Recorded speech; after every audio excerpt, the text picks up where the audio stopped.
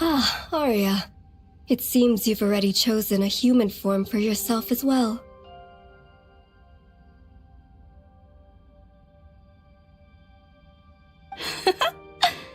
You look just like I thought you might, Canon.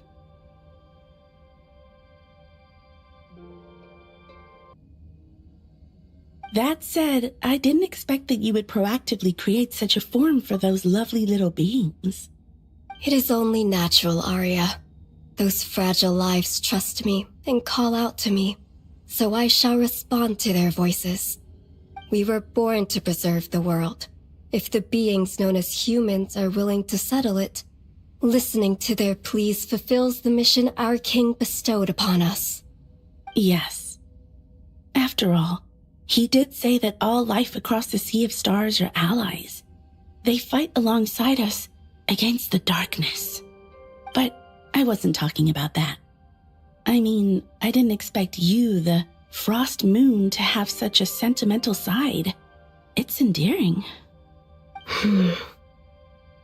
I can see your language has already begun to be influenced by those small humans, Arya. Their words are always so ambiguous. Do not use them. I cannot comprehend what you are trying to convey by saying endearing. Oh, come on now. Sister, shouldn't the first thing we do after shaping these bodies for ourselves be to sneak out and play with the people on the surface? Otherwise, we'll have made them for nothing. Hurry, before anyone discovers us. It seems our dear sister simply cannot wait, Canon.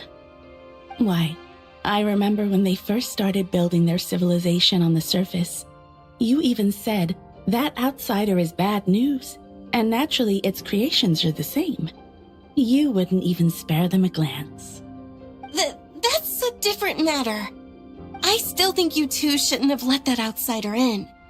But the people on the surface... As long as you have fun. Go on, and remember to stay close to Arya. Huh? Aren't you coming with us, Canon? That Descender servant said that they had matters to discuss with me about this world's gravitational potential and metric tensor. Istaroth? I believe that was her name. Oh, you really should remember people's names, sister. And perhaps it's just my imagination, but I have a certain feeling about how she views that Descender. I won't jump to conclusions, Arya, but I'll keep an eye out. That's good to hear. Uh-huh. It's nothing. We'll go on ahead then, Canon. Don't worry. Sonnet and I will bring you back a gift. I don't need gifts. Just be careful not to be recognized. Sonnet, you've been ditching work and sneaking out to play with humans more and more often these past few years, haven't you? What's the big deal? We can just leave the work to those moon envoys anyway, right? You've taken a shine to our new master sisters, and they're willing to send subordinates to share our work. So what choice do I have but to accept? Besides, you've been having a great time playing around too, Canon. You even participated in a human festival. That was part of my duty. Their high priest called my name. It was only natural that I had to respond to their voices. Is pretending to be an ordinary human girl and dancing in front of your own statue also one of your duties? That's news to me. Arya. Canon. I wasn't asking you to call my name. Oh, forget it. Since the new moon envoy doesn't mind helping Sonnet with her work. Zabai. Her name is Zabai. You really should remember people's names. Since Zabai has no objections, I have nothing more to say. However, Sonnet, as the will of the moon, you must not forget the basic formula that keeps the world running. Prepare yourself. I will set you some foundational problems on verifying morphological isomorphisms. You are not to go back to the surface until you have solved them all. How mean. You're just like a villain from an Earthbound novel. trying to drag the runaway princess back to the moon. What she said. You are the moon. Don't say things like that. Arya. Canon.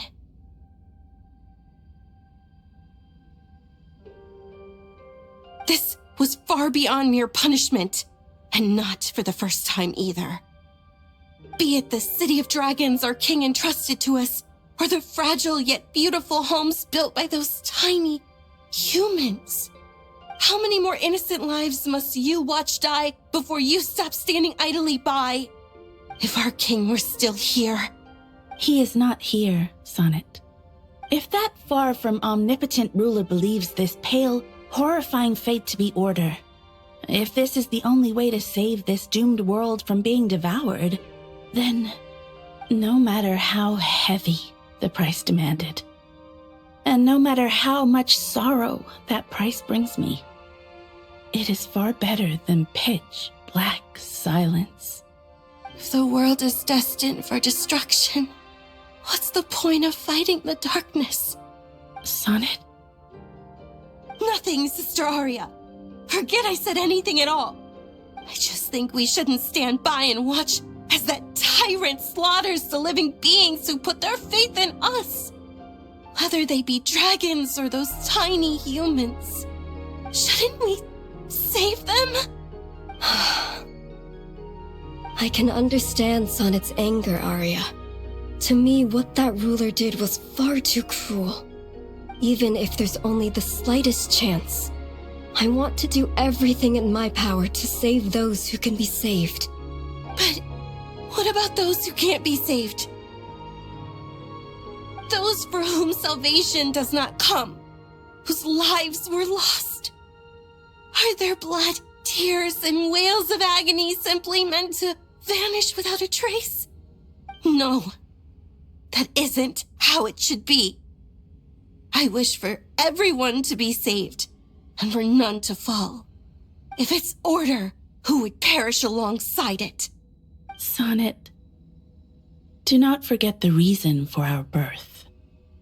Our mission is solely to preserve this world until our king, who granted us life, returns from afar. We knew what this order would cost from the beginning, but we could not allow this world to march toward destruction. No, this isn't even about order, Arya. Sonnet, to us, to me, you are our dearest little sister. So please do not do anything that would hurt Arya and I. Do not directly defy this heavenly order. At least, not now, while the world is still so fragile. Canon, Istaroth told me of a word that only humans may lay claim to. Hope. As long as there is life, there is hope. There will always be hope.